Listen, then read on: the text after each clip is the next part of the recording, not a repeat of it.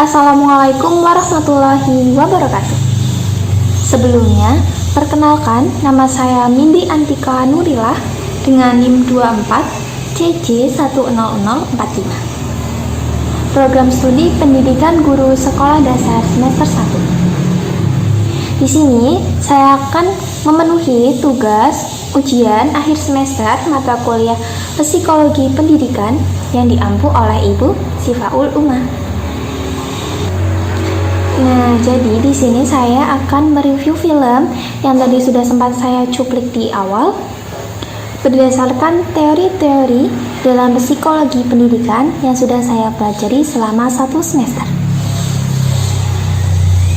Jadi di dalam video itu ada anak bernama Zhang Ziqi yang ternyata mengalami kesulitan fokus terhadap pembelajaran atau penjelasan yang disampaikan guru, dan juga kesulitan dalam mengendalikan emosinya.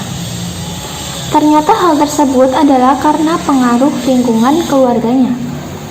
Lingkungan keluarganya itu adalah sering terjadi pertengkaran antara kedua orang tuanya dan juga bentakan dari ayahnya.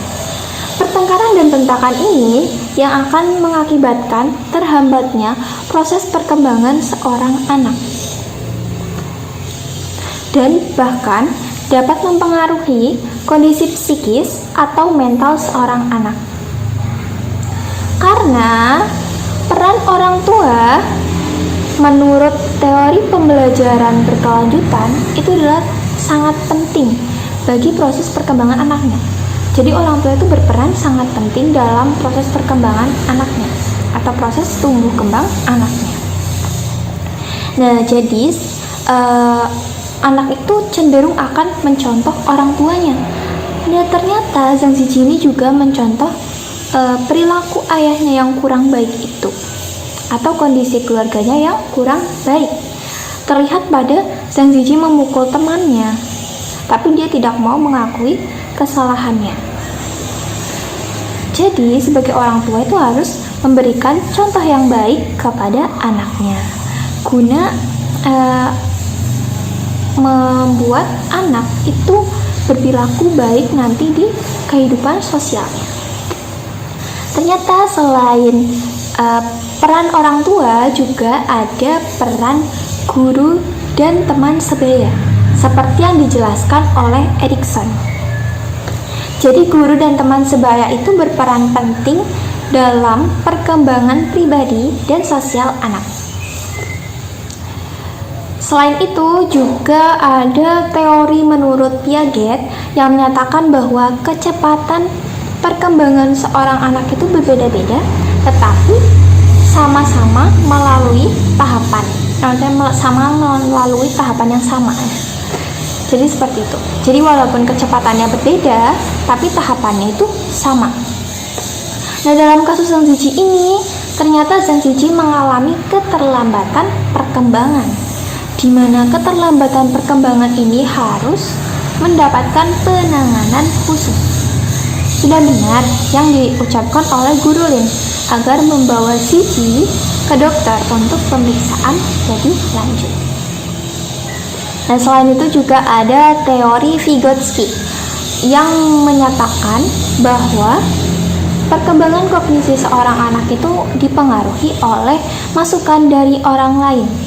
Jadi di sini juga dalam film ini juga sudah terlihat ya, ketika dimana Zhang Ziqi itu diberi arahan oleh guru dan teman-temannya untuk berjalan secara pelan-pelan.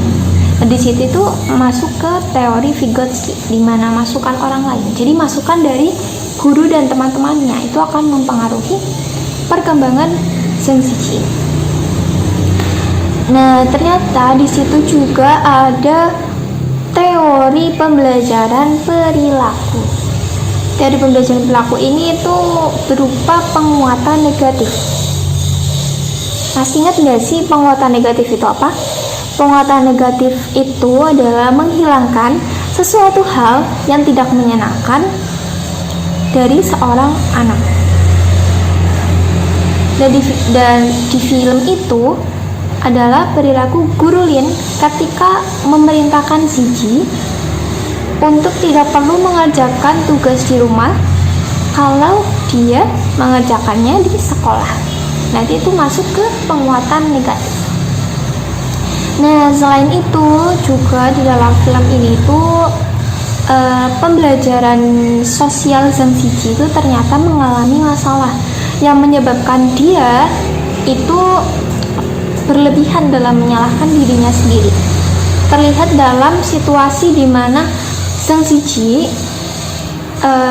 habis melempar bola dengan cepat tapi mengenai temannya, dan dia tuh langsung menyalahkan diri sendiri dengan membenturkan kepalanya ke pohon.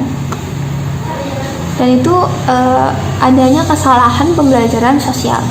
Dan yang kedua juga ada waktu dia tidak mau pindah sekolah, dia juga membenturkan kepalanya juga ke sofa.